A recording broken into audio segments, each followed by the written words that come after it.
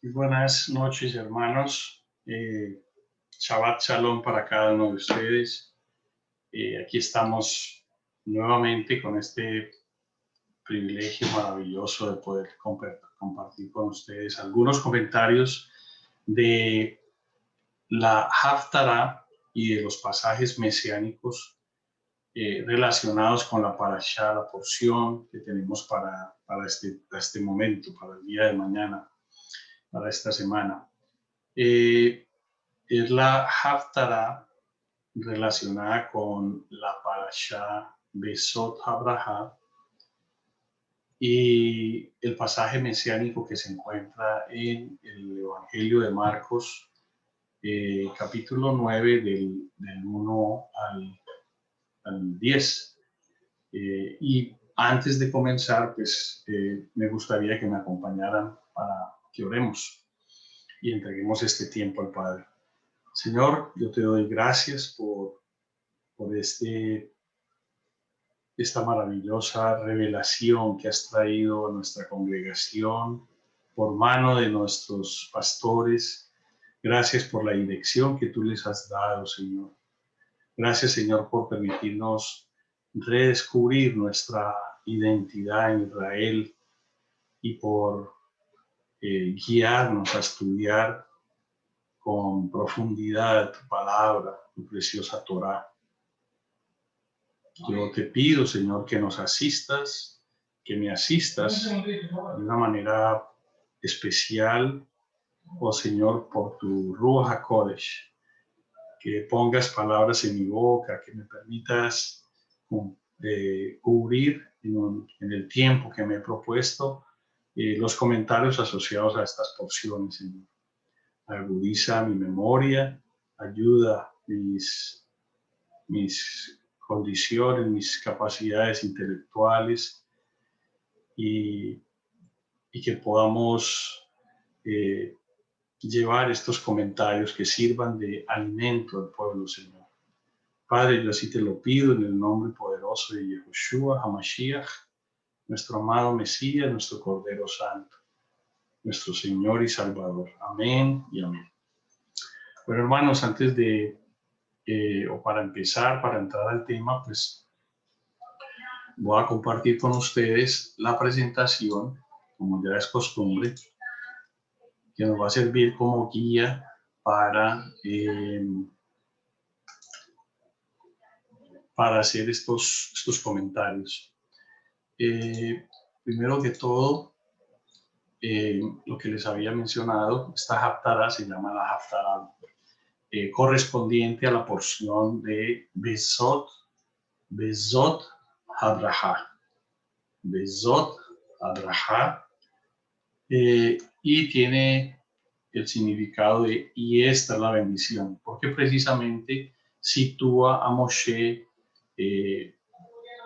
exponiendo las bendiciones a cada tribu de manera individual antes de entregar su vida. Entonces, hace de nuevo relación a este texto de Deuteronomio, pero la Haftarah está comprendida en el primer libro de Reyes 8, capítulos 54 al capítulo 9, versículo 2. Antes de comenzar la lectura, pues como también es costumbre, quiero mirar algunos temas de contexto que nos permitan situarnos de una manera más clara en el texto que vamos a analizar. El primer tema que quiero que miremos es precisamente estos tres términos, Sukkot, Shmini Atzeret y Simchat Torah. ¿Qué son y cómo se relacionan? Para esto voy a compartir con ustedes aquí un tablerito. Yo soy, como buen ingeniero, rayo mucho. Me gusta mucho hablar rayando. Me parece que una imagen expresa mucho mejor a veces que las palabras. Y bueno, esta fiesta Estos tres términos se relacionan de esta manera.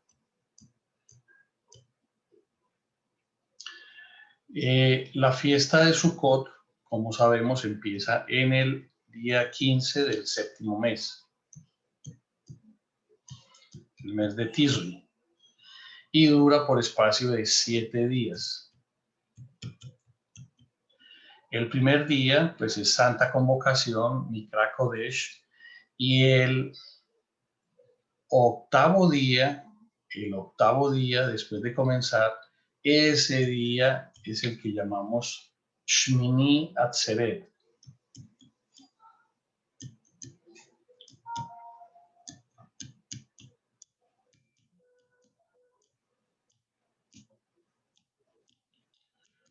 Shmini Atzeret, el octavo día, que es el día que sabemos que hace referencia al octavo milenio.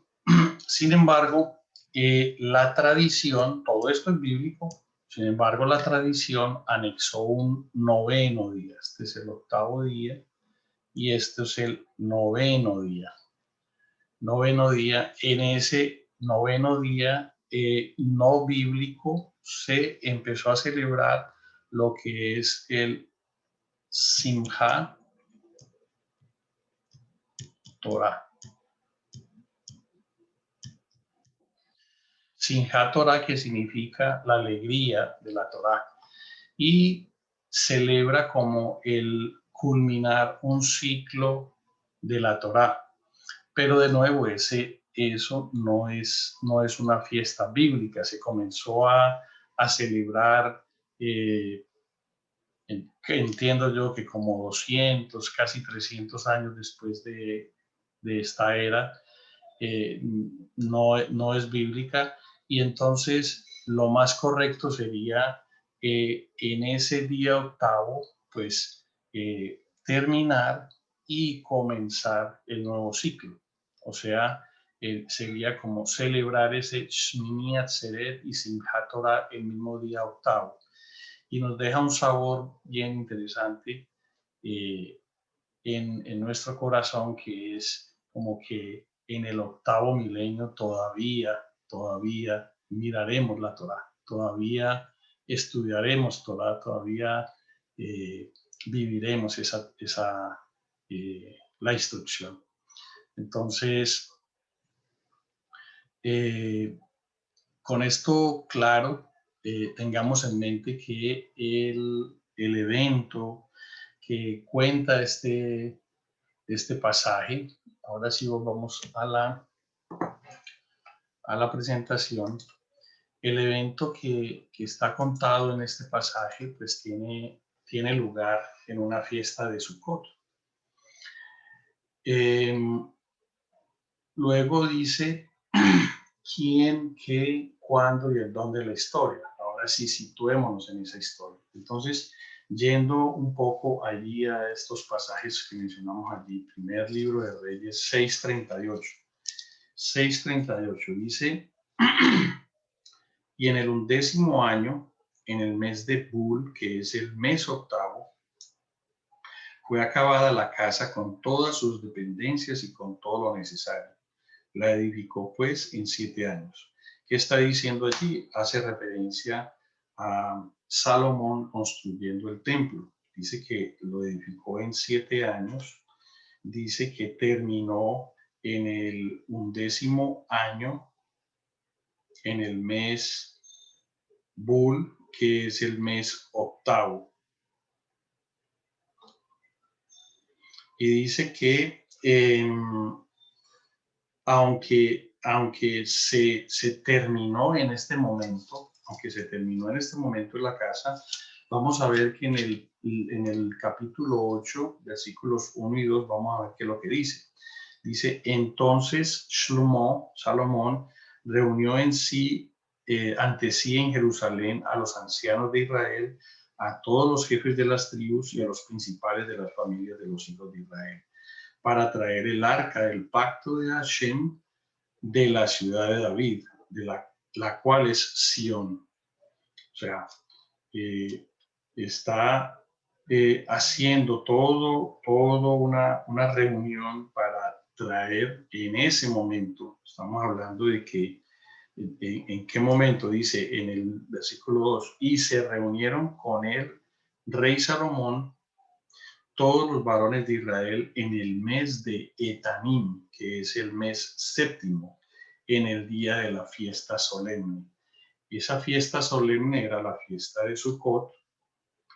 Es porque en el mes séptimo, o sea, se terminó en el mes octavo la casa, el templo, pero en el mes séptimo del año siguiente fue que está teniendo lugar esto. Está llegándose a la fiesta de Sukkot. Sabemos, hemos estudiado que en Yom Teruah se celebra el cambio de año civil. En Yom HaKippurim se celebra el año de jubileo. Y en la fiesta de Sukkot se celebraba el cambio de año de Shemitah. Esto es importante que lo tengamos en mente. Se dice que Salomón esperó, no hay mucha evidencia, sino textos paralelos, que Shlomo esperó este tiempo, esperó esos 11 meses, porque se supone que en ese año en el que se iba a hacer la dedicación del templo, pues iba a ser un año de jubileo. Entonces, de nuevo, eso es lo que se dice, lo que se comenta.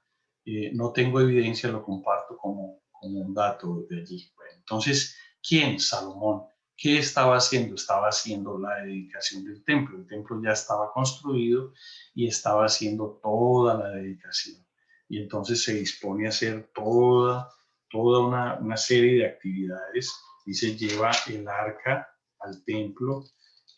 Hace un discurso en el versículo 14, hace un discurso, versículos 14 al 21 del capítulo 8, se los dejo allí como tarea, no es parte de la lectura, pero de nuevo estoy tratando como de llevarlos al contexto de nuestra lectura. Luego hace una oración preciosa de dedicación del templo. Entonces habla de que si viniera peste, si viniera guerra, si viniera, bueno, habla también sobre los extranjeros, que oraran, y todo lo que ya hemos en otras ocasiones leído y comentado acerca de esa oración maravillosa, preciosa, de dedicación del templo que hace Shlomo.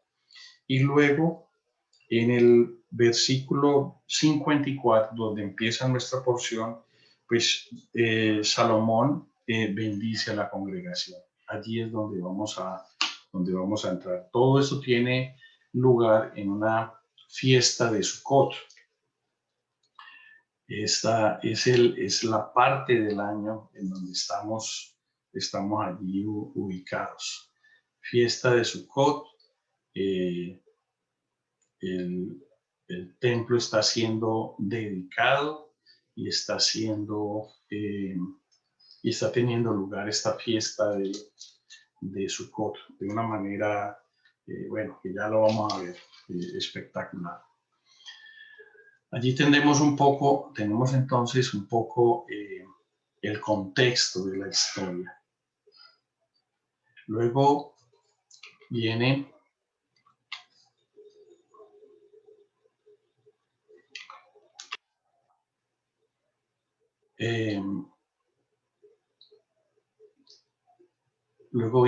este término que quiero revisar con ustedes para que cuando lo leamos, pues entendamos a qué hace referencia. Este texto se encuentra en el versículo 56 y dice, 8:56, y dice: En esta versión dice, bendito sea Hashem, que ha dado paz a su pueblo Israel, conforme a todo lo que él había dicho. Ninguna palabra de todas sus promesas que expresó por Moshe, su siervo, ha faltado. Y la palabra en realidad que usa no es que ha dado paz, dice que ha traído reposo. Esa palabra menujá, que traduce así reposo, descanso, no reposo, perdón, descanso, pues hace un contraste con lo que conocemos nosotros como reposo, que es Shabbat. Y el contraste, ¿cómo se entiende? Una cosa es reposar de la labor, y otra cosa es el descanso, como quitar, quitar el cansancio. Una cosa es parar, ¿cierto? Reposar, que es lo que hacemos en Shabbat. Nosotros trabajamos 6 días y el séptimo día paramos actividades, reposamos. Pero, pues, los motivos de nuestras preocupaciones, nuestras ansiedades, nuestras labores, nuestras responsabilidades, todo vuelve a comenzar igual. Pero en este término menuja, que es un término que se usa de una manera muy especial en la escritura, por lo que les voy a mencionar, y se usa muy en relación con el Mashiach. Hace referencia a quitar la razón de nuestro cansancio. Es precisamente lo que hace nuestro Mashiach. Él trae el descanso que tendremos cuando Él venga por segunda vez. Porque la razón de nuestro cansancio desaparece. Nuestra congoja, el uso de los sinónimos aquí es bien clave, porque todo lo que tenemos por causa del pecado y la muerte es lo que trae Mashiach cuando viene por segunda vez. Ese es el descanso, la menujá.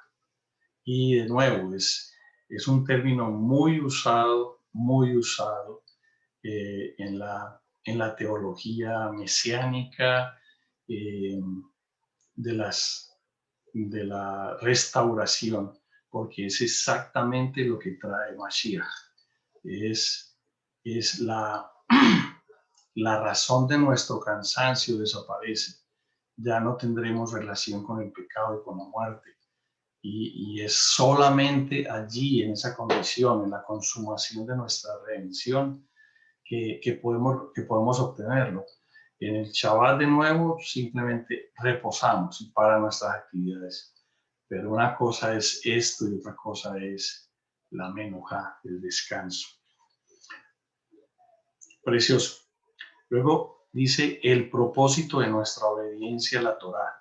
Y aquí lo expresa el texto en primer libro, en el versículo 60 de nuestra lectura, dice, voy a leer desde el 59, y estas mis palabras con que he orado delante de Hashem estén cerca de Hashem, nuestro Dios, de día y de noche, para que Él proteja la causa de su siervo y de su pueblo Israel, cada cosa en su tiempo.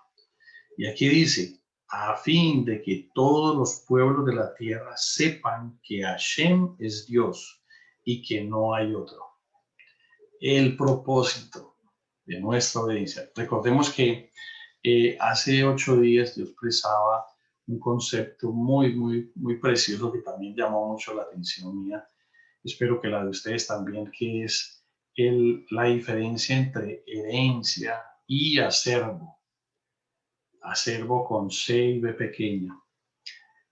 La diferencia es que cuando, de nuevo, repito para los que no lo escucharon, la diferencia es que cuando yo recibo una herencia, yo puedo hacer con ella lo que quiera. Yo recibo una finca por herencia y yo defino si la vendo, si vivo en ella, si la regalo, si la rento, ¿cierto? Pero cuando hablamos de acervo, allí hay otra cosa, allí hay otro tema que es el acervo involucra una responsabilidad con las generaciones anteriores y las generaciones posteriores. Esto es lo que nosotros hemos recibido, es un acervo, no es una herencia. La Torá para nosotros es un acervo. Significa que nosotros tenemos responsabilidad con las generaciones anteriores y tenemos una responsabilidad con las generaciones venideras. Por eso el Padre, de una manera muy sabia, establece responsabilidad de transmitir a nuestros hijos y aún a nuestros nietos la Torá.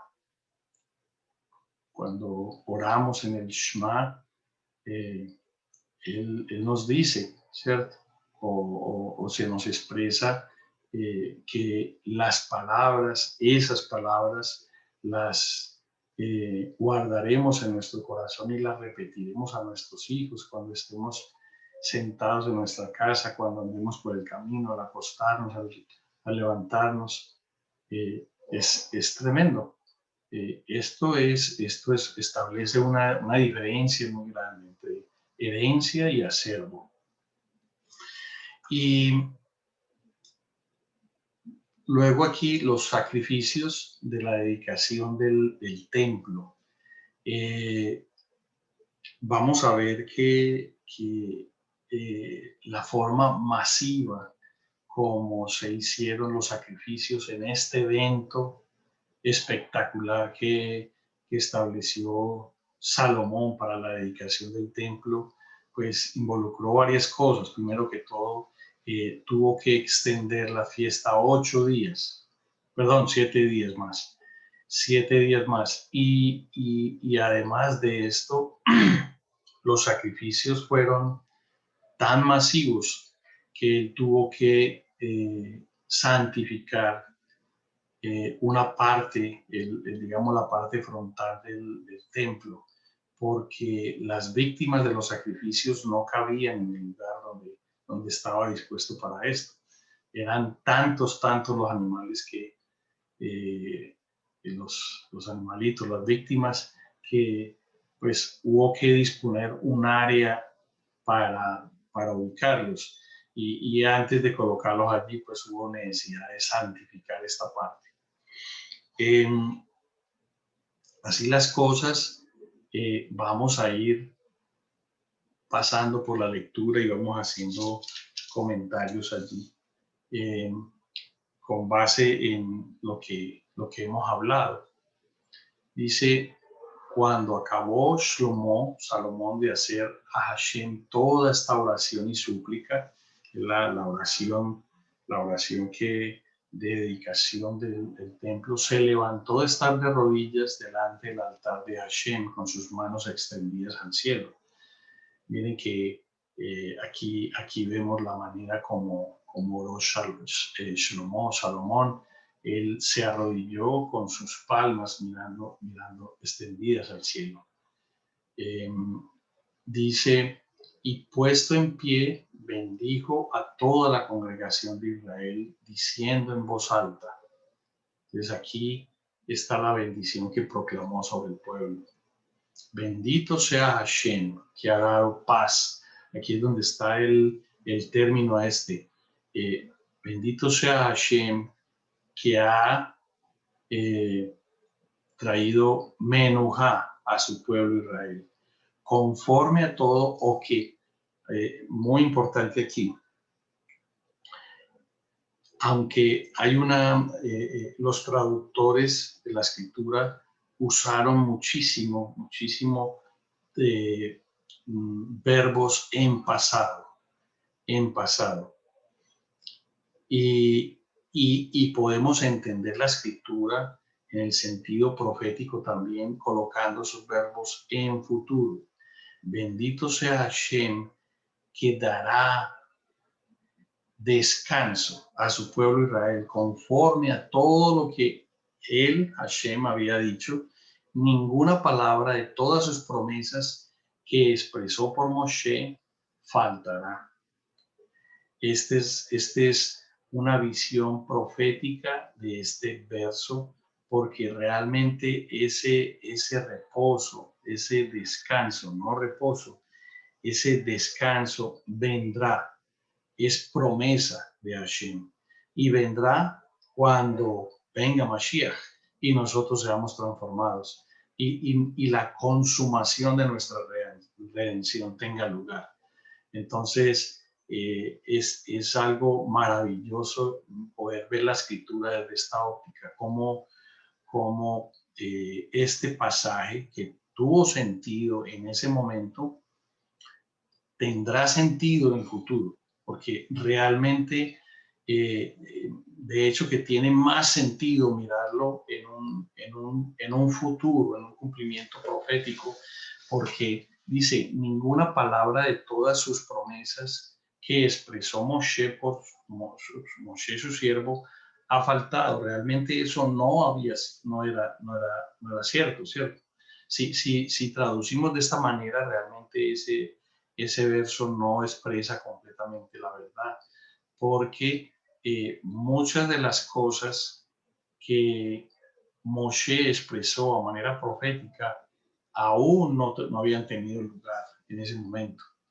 Entonces, por eso tiene mucho sentido este comentario que les menciono, el poner estos verbos en futuro y en lugar de dar paz, como lo expresa allí, si vamos al lenguaje original, la palabra que se ha usado es menujá, y menujá tiene que ver con descanso, y ese descanso es ausencia de cansancio, y esa ausencia de cansancio tiene que ver con esos dos elementos fundamentales de la consumación de nuestra redención: el ya no tener relación con el pecado y no tener relación con la muerte. Esto no había pasado en este momento, no ha pasado en este momento, tendrá lugar en el futuro cuando venga Mashiach. Entonces, miremos cómo ahora tiene un sentido más completo este verso. Luego dice, esté con nosotros Hashem, nuestro Dios, como estuvo con nuestros padres, y no nos desampare ni nos deje.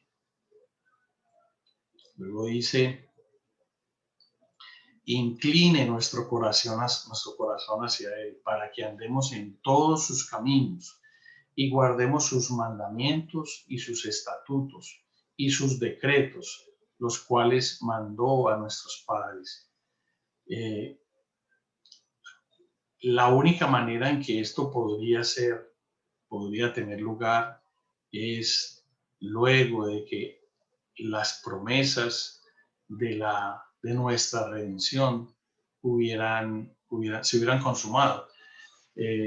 Luego de que Mashiach hubiera venido, hubiera pagado el precio por nuestros pecados y hubiéramos sido sellados por el Ruach HaKodesh.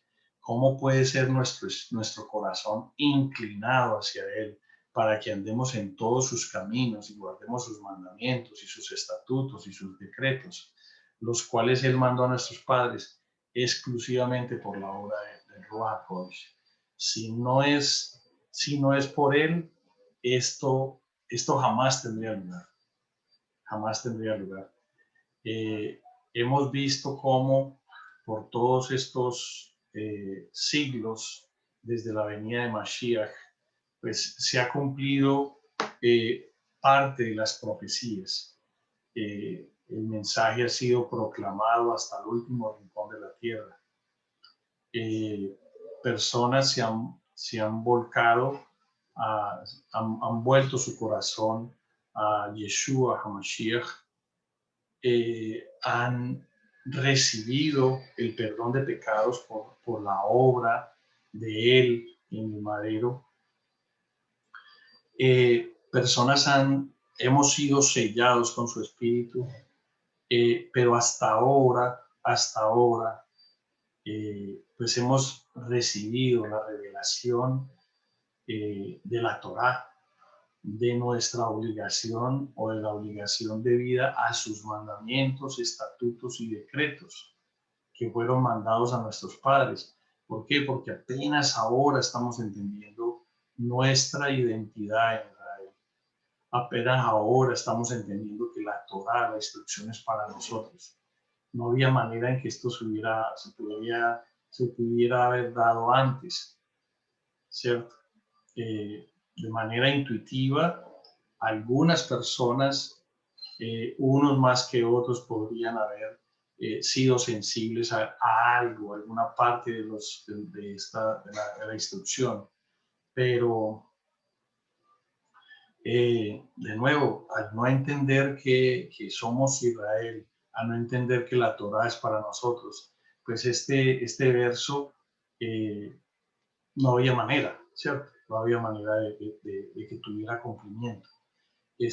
Por eso llama mucho mi atención incline nuestro corazón hacia Él, porque esto es exclusivamente por la obra de su Espíritu, como lo expresa Jeremías, como lo expresa Jeremías 31, 31 al 34, Ezequiel 36, del 24 al 28, donde recibiremos un corazón de carne, quitará de nosotros el corazón de piedra, pondrá su Torá en nuestra mente y nuestro corazón para que andemos en sus mandamientos, sus estatutos y sus decretos. Como vemos, pues en la solemnidad de este evento, de la dedicación del templo, pues estas palabras vienen cargadas de profecía. Muchas cosas no se habían dado en ese momento, muchas cosas apenas están teniendo lugar en este momento y muchas otras cosas pues se consumarán con la segunda venida de Josué. Luego dice, y estas mis palabras con que he orado delante de Hashem estén cerca de Hashem nuestro Dios de día y de noche, para que Él proteja la causa de su siervo y de su pueblo Israel. Cada cosa en su tiempo. Esta intercesión maravillosa, pues, un clamor a Hashem de que estas palabras estén cerca de Él de día y de noche, para que nos proteja y proteja la causa de su pueblo Israel. Y aquí viene el propósito, dice, a fin de que todos los pueblos de la tierra sepan que Hashem es Dios y que no hay otro. Porque este es el fin último. Es necesario que hasta lo último de la tierra todos sepan que Hashem es Dios y que no hay otro. Vemos el propósito maravilloso. Aquí es donde tiene sentido esa palabra que mencionábamos ahorita, el acervo. No es la herencia, no es que yo recibo la salvación y qué rico para mí y ya, ¿no? ¿Qué es lo que hacemos con esta salvación? ¿De qué manera nos volvemos instrumentos de cómo cumplimos nuestro propósito de ser luz a las naciones? Importante. Luego dice, sea pues perfecto vuestro corazón para con Hashem, nuestro Dios, andando en sus estatutos y guardando sus mandamientos como en el día de hoy. Podríamos entender que en ese momento era un buen momento de la temperatura espiritual de Israel. Pues allí estaba congregado todo el pueblo, había un entusiasmo maravilloso, había un júbilo precioso, era la fiesta de la alegría, porque era Sukkot. O sea, había gozo y había unidad y había involucramiento de todos los estamentos del pueblo todo el mundo estaba metido allí. El rey estaba absolutamente con todo su ser enfocado en los asuntos del Padre. Entonces, wow, era un momento precioso, era un momento bien especial del pueblo. Y dice, entonces el rey y todo Israel con él sacrificaron víctimas delante de Hashem. Y ofreció Shlomo sacrificios de paz, los cuales ofreció a Hashem 22,000 bueyes y 120,000 ovejas. Así dedicaron el rey y todos los hijos de Israel la casa de Hashem. Imaginémonos eso. Son 22,000 bueyes y 120,000 ovejas. Estamos hablando de 142,000 animales sacrificados en un lugar que, si bien era un lugar imponente, amplio, pues en ninguna manera ni remotamente podría albergar un sacrificio de ese tamaño. Aquí es donde les mencionaba que para hacer algo así, pues fue necesario, vamos a ver, creo que aquí lo cuenta, dice, aquel mismo día santificó el rey el medio del átrio, el cual estaba delante de la casa de Hashem, porque ofreció allí los holocaustos, las ofrendas y la grosura de los sacrificios de paz, por cuanto el altar de bronce que estaba delante de Hashem era pequeño, y no cabían en él los holocaustos, las ofrendas y la grosura de los sacrificios de paz. Se dice que más o menos un animal de estos podía alimentar a unas 10 personas. Si teníamos unos 142,000 animales, podríamos estar pensando de que esto potencialmente podría alimentar a 1,400,000 personas, 420,000 personas. Esto era el tamaño de ese sacrificio y el tamaño de la congregación que había allí en ese lugar. Como les mencionaba, dice más adelante, en aquel tiempo Salomón hizo fiesta y con él todo Israel, una gran congregación desde donde entran en Hamad hasta el río de Egipto, delante de Hashem nuestro Dios, por 7 días y aún por otros 7 días, esto es por 14 días. Sabemos que esta es una fiesta que tiene una duración establecida por el Padre de 7 días. Bueno, aquí para este evento esa fiesta fue extendida por 7 días más. 7 días más. Y imaginémonos este territorio, dice, desde donde entran en Hamad hasta el río de Egipto, o sea, desde el puro norte hasta el sur, delante de Hashem nuestro Dios. Así fue el tamaño del sacrificio del evento organizado del festejo para la dedicación del templo. Y dice en el versículo 66, dice, y al octavo día despidió al pueblo, y ellos, bendiciendo al rey, se fueron a sus moradas, alegres y gozosos de corazón, por todos los beneficios que Hashem había hecho a David, su siervo, y a su pueblo Israel. Miren que si leemos todo este evento, pues la lectura empieza con David y termina con David. Al principio, Shlomo menciona en muchos y en varios momentos a David. Y aquí terminando, vuelve y cierra con David. David, su siervo, y a su pueblo Israel. Y que no cabe duda que este es el legado de David. Lo que inculcó en Shlomo, la manera como él organizó todo el servicio en el tabernáculo, que luego sería incorporado, establecido, implementado en el templo, pues esto lo que se está viviendo aquí en este momento, en el texto es el legado de David. Maravilloso. Luego dice,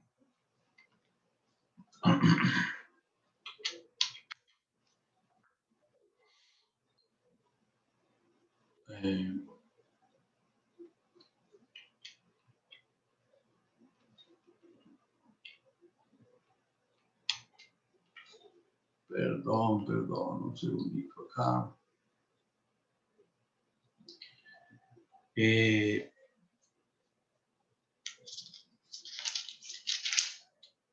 Luego dice, esto llega hasta el 66. Y los dos primeros versículos del capítulo 9, por alguna razón cometí aquí un error, pero bueno, dice, voy a leerlo. Dice, cuando Shlomo hubo acabado la obra de la casa de Hashem y la casa real y todo lo que Salomón quiso hacer, Hashem apareció a Salomón la segunda vez, como le había aparecido en Gabaón. Y le dijo Hashem, yo he oído tu oración y tu ruego que has hecho en mi presencia. Yo he santificado esta casa que tú has edificado para poner mi nombre en ella para siempre, y en ella estarán mis ojos y mi corazón todos los días. Wow, cerrar esta lectura, con este comentario del comienzo del capítulo 9, me parece algo maravilloso y que trae un consuelo y una esperanza maravillosa y un gozo muy tremendo, porque de nuevo recordemos que en todo momento las porciones de la Torá y las Haftarah pues guardan relación con lo que está sucediendo en el momento del año, ¿cierto? Es muy importante que la lectura de estas porciones guarda relación con las fiestas. Entonces estamos en un escenario de una fiesta de Sukkot.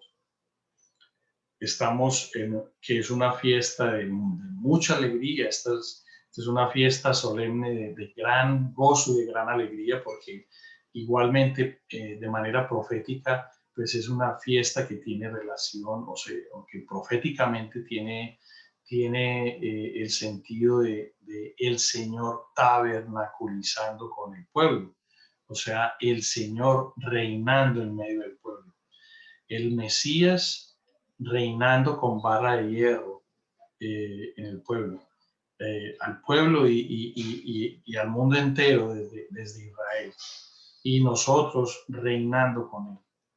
O sea, de nuevo, Israel siendo el centro del planeta, y esto en un escenario de justicia perfecta, de equidad, de abundancia, de prosperidad, de paz, cero pecado, cero muerte.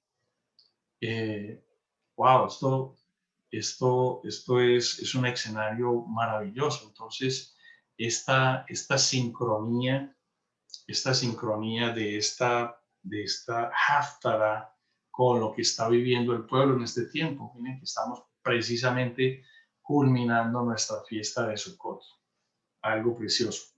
Y ahora entremos entonces a nuestra lectura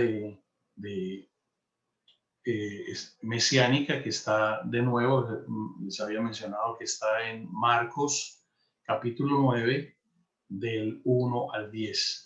Y aparecen también aquí algunos comentarios de contexto. Vamos a Marcos, Evangelio de Marcos, capítulo 9.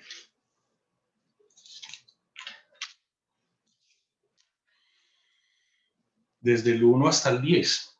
Y bueno, yéndonos un poquito para acá, para Marcos 8:31, dice, para establecer un poquito el contexto, el tema es la metamorfosis de Mashiach. El término que ha usado la escritura es la transfiguración. pero si vamos al hebreo, el término en griego es metamorfosis, es la metamorfosis de nuestro Mashiach. ¿Y por qué? ¿Por qué, por qué un evento de esta naturaleza? ¿Quién? Pues Mashiach. ¿Qué? La transfiguración o la metamorfización de Mashiach. ¿Cuándo? Pues esto está luego de esta, miren esta escena, estamos en los momentos previos, todavía falta un poco para entrar en todos los eventos de la pasión, pero ya Yehoshua en el versículo 31 empieza a hablar de ese tema. Dice, y comenzó a enseñarles que le era necesario al Hijo del Hombre padecer mucho y ser desechado por los ancianos, por los principales sacerdotes y por los escribas, y ser muerto y resucitar después de 3 días. Y este pasaje, pues nosotros lo leemos, pero no le damos la trascendencia que tiene. Y es un pasaje muy, muy clave para entender el tema de la transfiguración o la metamorfización de Yehoshua. ¿Por qué? Porque toda la teología judía que reinaba en ese momento era el anhelo de la venida de Mashiach, porque Mashiach lo que iba a traer era paz, prosperidad, bueno, todo lo que nosotros estamos esperando de él en su segunda venida. Esto es lo que ellos estaban esperando. Entonces, cuando Mashiach hace esta declaración de que él va a tener que ser desechado y que va a ser muerto, y bueno, dice que va a resucitar, pero ellos difícilmente, si no leían de Mashiach, cosas más elementales, ellos podrían entender lo que iba, digamos, el sentido y la trascendencia de la resurrección. De manera de que este pasaje, este versículo 31 del capítulo 8 de Marcos, pues es crucial porque la, la razón de ser de esta transfiguración es poder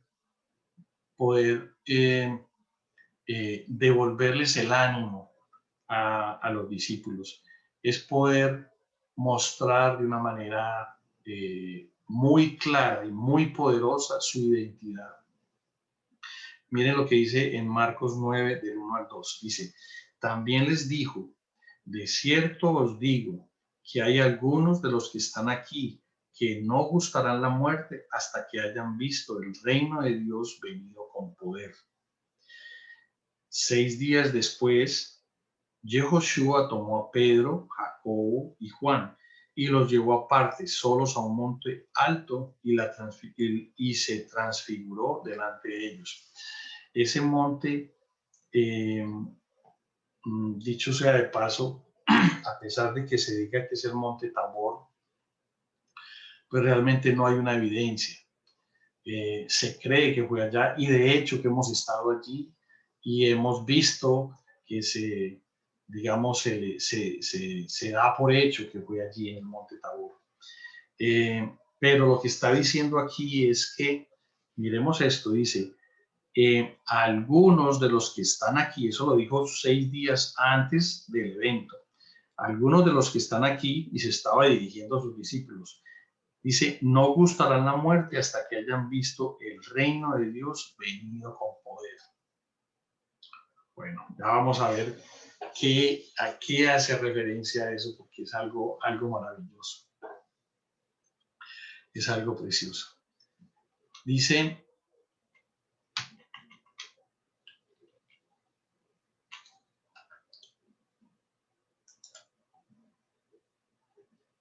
aquí en el segundo punto, dice, amén, amén. Y en griego se translitera igualmente, amén.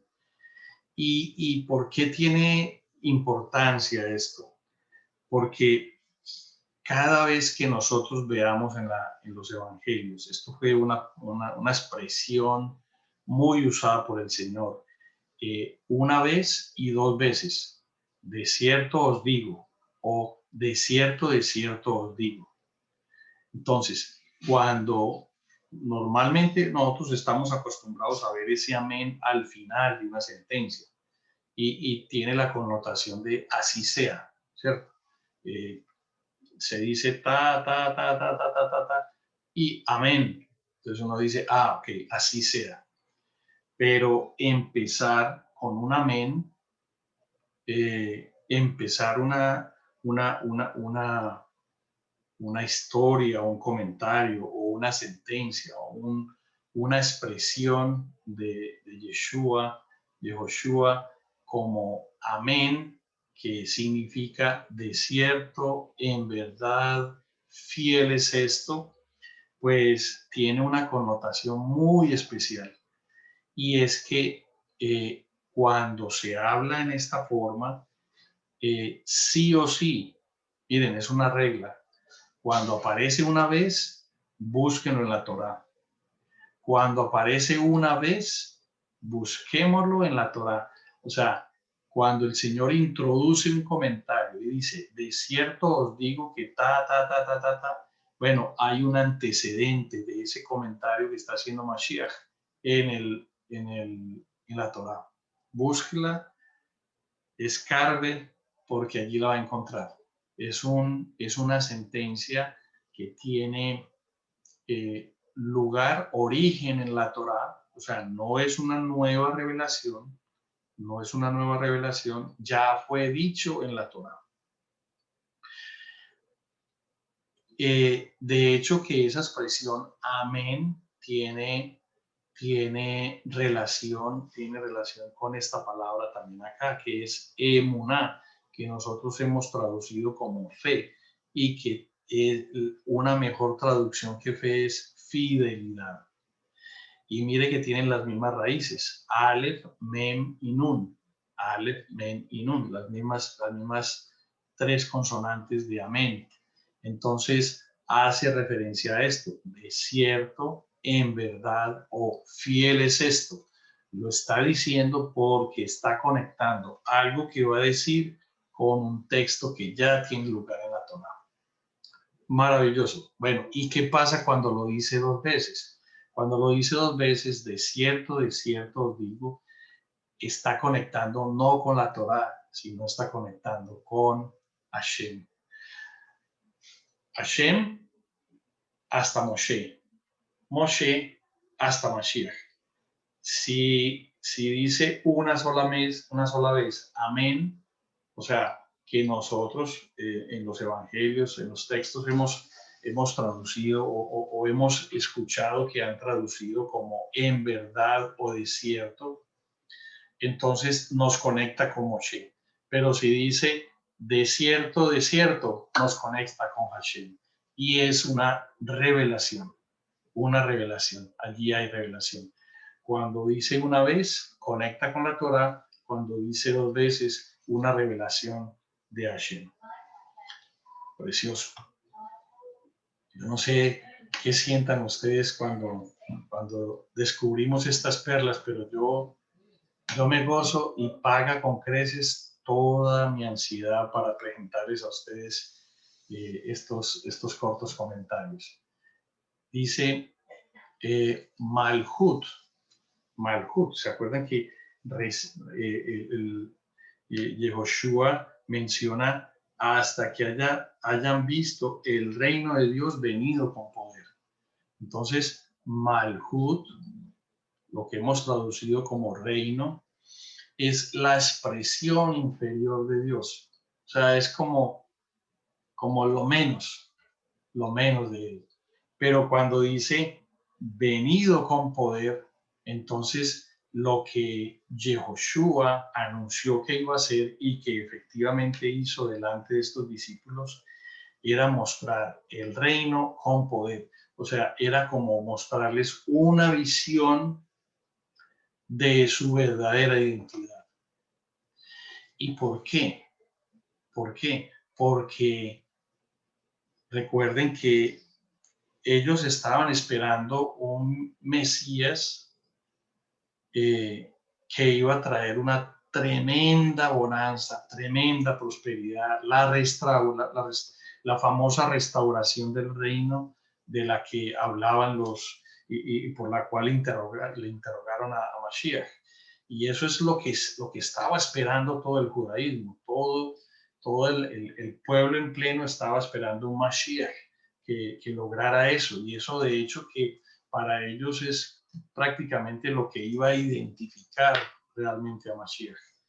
Pero cuando él, en lugar de eso, les anuncia que va a ser desechado y que va a ser muerto, pero que va a resucitar, esto habría hecho caer el ánimo a nada en el corazón de los discípulos. Entonces, Mashiach, entendiendo el corazón de los hombres, pues hace esta revelación del reino, que es lo más pequeño, la expresión inferior de Dios, una visión disminuida de Dios, pero con poder. Con poder era como que estas personas que fueron escogidas, fueron seleccionadas por él, Pedro, Jacobo y Juan, estos tuvieron el privilegio de ver el anciano de días del que habló Daniel y el siervo, las dos personas en un solo ser. Wow. Y esto nos conecta con esta expresión que vemos aquí debajo. Dice, las dos vestiduras del sumo sacerdote.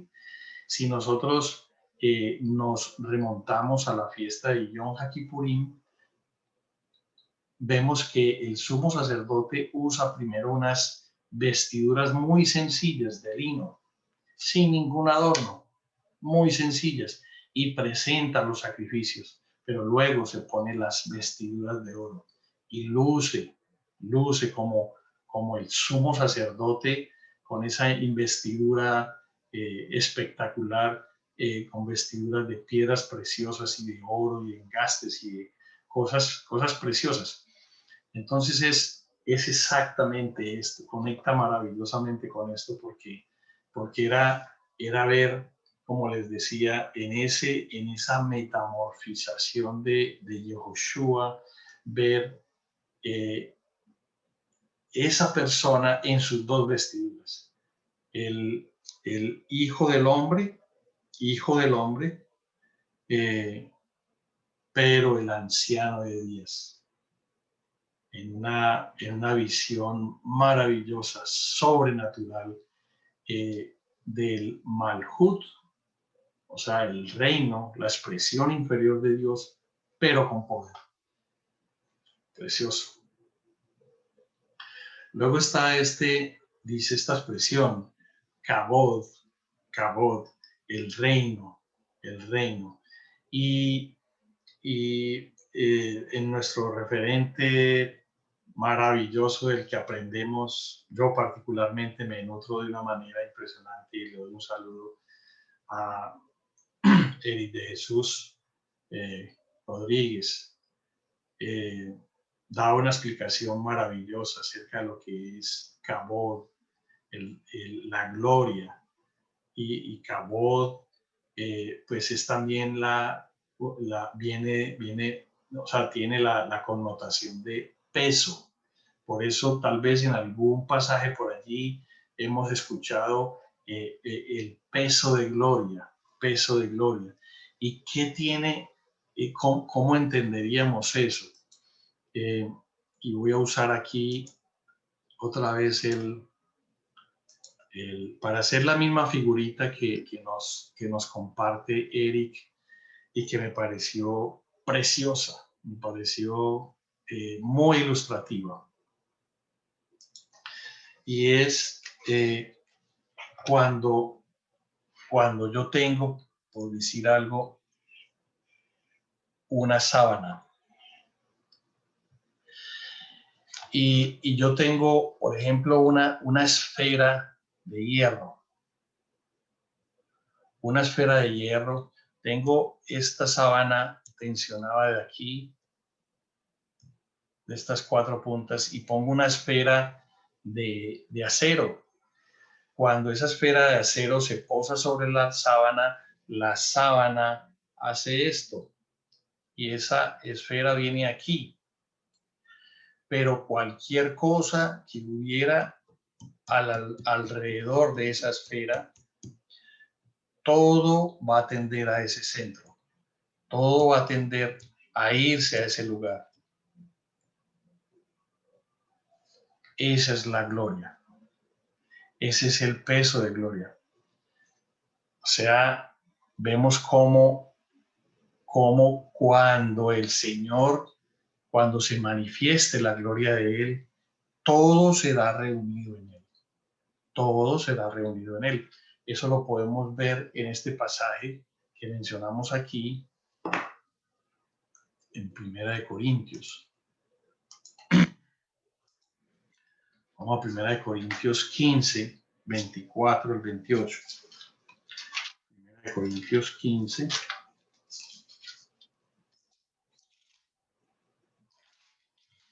Dice, me gustaría hasta leer desde el 20, dice, mas ahora Cristo ha resucitado de los muertos, primicias de los que durmieron es hecho, porque cuando la muerte entró por un hombre, también por un hombre la resurrección de los muertos, porque así como en Adán todos mueren, también en Cristo todos serán vivificados, pero cada uno en su debido orden. Cristo, las primicias, luego los que son de Cristo en su venida, luego el fin. Dice Cristo las primicias, o sea, los que murieron en él, ¿cierto? Y luego los que son de Cristo, que estén vivos en su venida, ¿cierto? Resurrección de las primicias, y porque dice que el primero resucitarán los muertos, y luego los que estemos vivos, espero, estemos vivos, seremos transformados en su venida. Luego el fin, cuando entregue el reino al Dios y Padre, cuando haya suprimido todo dominio, toda autoridad y potencia, porque preciso es que Él reine hasta que haya puesto a todos sus enemigos debajo de sus pies. Y el postrer enemigo que será destruido es la muerte. Hemos estado hablando mucho de esto, de esa maravillosa consumación de la redención, momento en el cual seremos transformados y ya no tendremos relación con el pecado y con la muerte.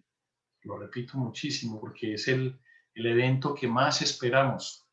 Es, cualquier persona que sea auténtico creyente, que haya sido sellado por el Espíritu y que experimente la autodecepción del pecado. Cuando por alguna razón pecamos, ya sea que contemplemos un pensamiento impropio o digamos una palabra ligera que no vimos haber pronunciado o fallemos en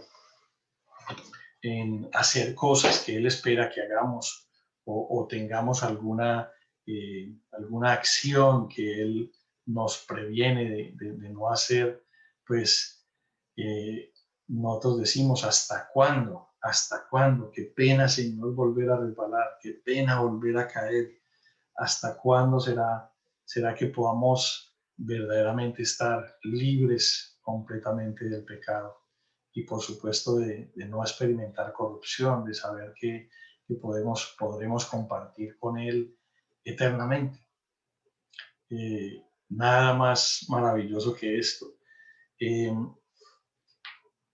Y dice, porque todas las cosas las sujetó debajo de sus pies. Y cuando dice que todas las cosas han sido sujetadas a Él, claramente se exceptúa a aquel que sujetó a Él todas las cosas. Pero luego que todas las cosas le estén sujetas, entonces también el Hijo mismo se sujetará al que le sujetó a Él todas las cosas para que Dios sea todo en todos. ¿Se acuerdan de la sabanita?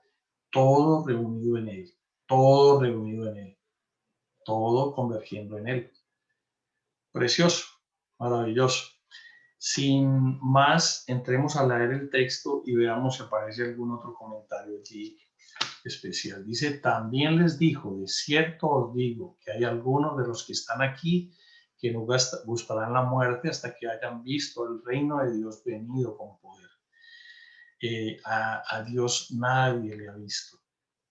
Nadie le ha visto.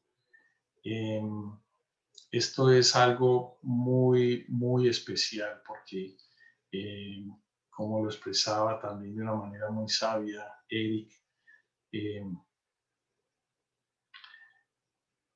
es una reacción inevitable que ante o sea, que nuestro pecado, por nuestro pecado, delante de la santidad perfecta del reino de Dios en su plenitud, nosotros seríamos deshechos completamente.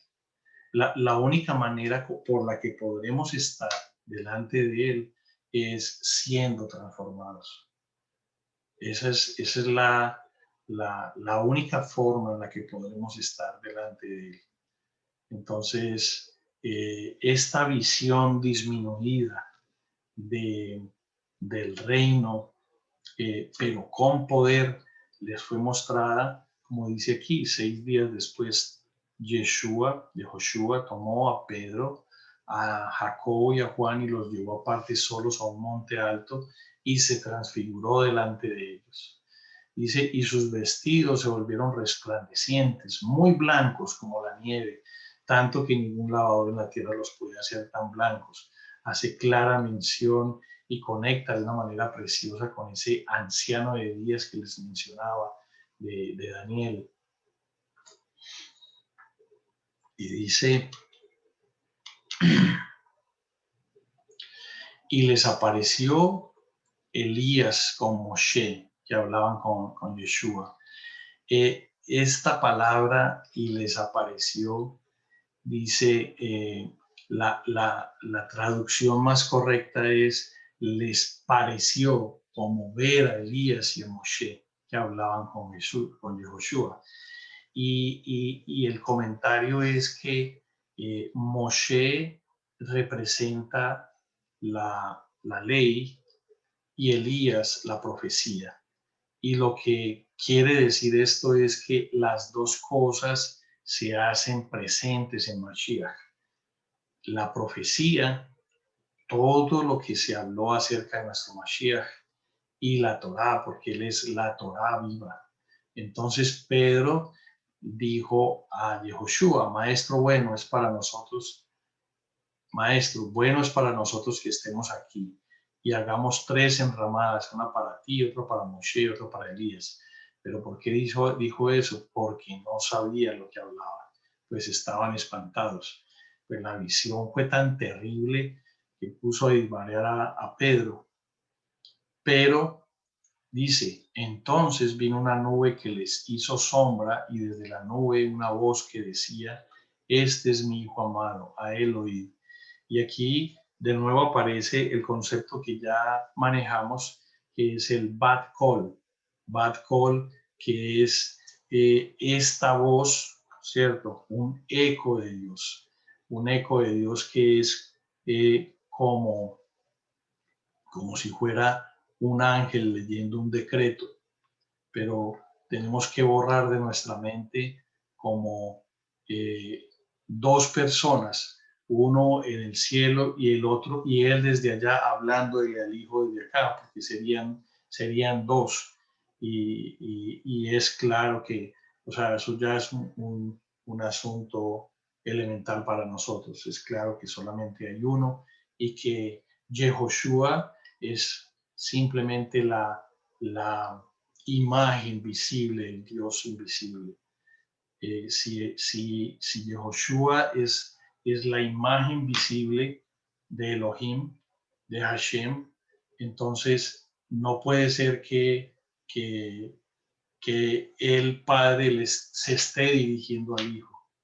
Lo que estamos viendo aquí es ese concepto que llamamos Bat Kol, una voz hija, que es como la expresión, la lectura de un decreto, la lectura de un statement, de un decreto desde el cielo para afirmar a aquel que estaba en esa condición de metamorfización delante de esos tres testigos que fueron claves, porque a la final lo que era, digamos, lo que se buscaba es que el testimonio de estos tres hombres, de Pedro, Jacobo, llamado Santiago, pues, y Juan, eh, Simón, Jacobo y Juan, pues el testimonio de ellos como fueron advertidos, dice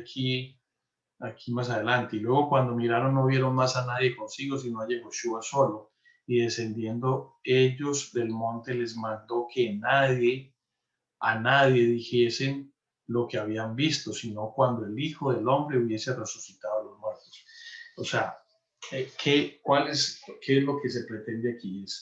Es lograr el testimonio de tres hombres claves dentro del grupo de los discípulos, porque lo que se esperaba es que el ánimo decayera, porque ellos eh, no entendieron el mensaje de Joshua. Ellos, a pesar de que lo acompañaron, dieron muestras hasta que no hubo venido el Espíritu de Santidad, el Ruach HaKodesh, pues muchas de las cosas que Yehoshua les compartió y les habló, pues ellos no las entendieron hasta que no recibieron el Ruach. Entonces, la instrucción era esta, ¿cierto? Que ellos no dijesen nada, que ellos guardaran ese testimonio para cuando Él fuese levantado, para que cuando Él fuese resucitado. Entonces, de manera de que cuando Él hubiera resucitado con poder, eh, este testimonio operara como una certificación de su identidad, ¿cierto? Como un testimonio de su verdadera identidad. Porque de nuevo, lo que todo Israel estaba esperando era la venida de un Mashiach, como ahora la estamos esperando, un Mashiach que restaure el reino, que reine con poder, que, bueno, que traiga justicia, paz, prosperidad, que vuelva a ser de Israel el centro, ¿cierto? Pero eso no iba a ser en su primera venida. Entonces, esa decepción tenía que ser, digamos, compensada, borrada de alguna manera. Y este fue el mecanismo que Yehoshua usó para, para provocar en el corazón de esos discípulos un amor, una entrega, una pasión por él tan grande, un testimonio tan poderoso que en el poder del Ruach cada uno estuviera, cada uno de esos discípulos estuvieran incluso en el anhelo y dispuestos a entregar su vida por, por el Evangelio. Entonces, me parece algo muy especial mirar la transfiguración, la metamorfización de Yehoshua desde esta perspectiva, cómo lo podemos conectar eh, con un evento precioso.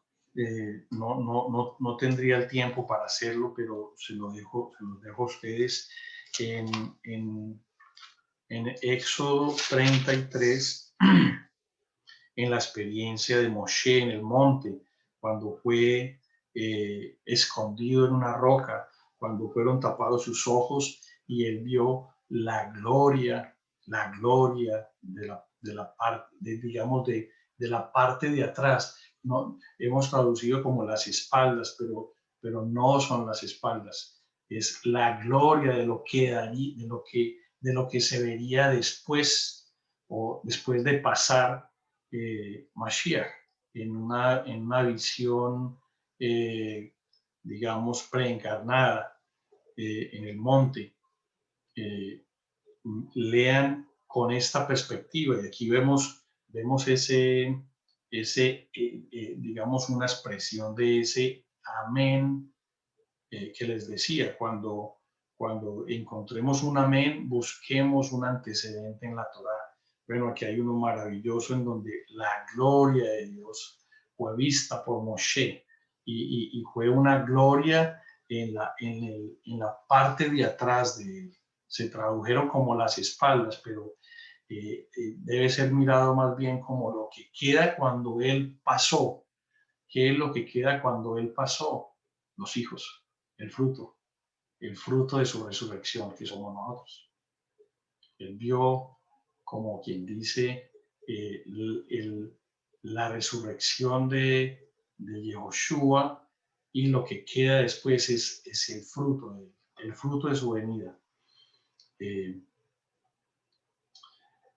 Bueno, como les digo, no puedo entrar por razones de tiempo a analizar en detalle ese texto, pero se los dejo allí de tarea. De nuevo está en el capítulo 33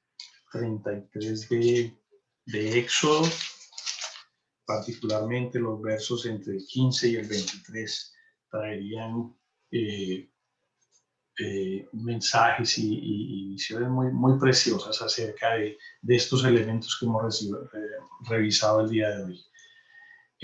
Sin más por el momento, me parece que hemos podido revisar estos dos textos y hemos encontrado algunos elementos muy preciosos que enriquecen de una manera cada vez más viva la imagen de nuestro Mesías, la esperanza de su segunda venida, bueno, su obra y las promesas, de nuevo, ese acervo, nuestro deber de qué hacemos con lo que hemos recibido.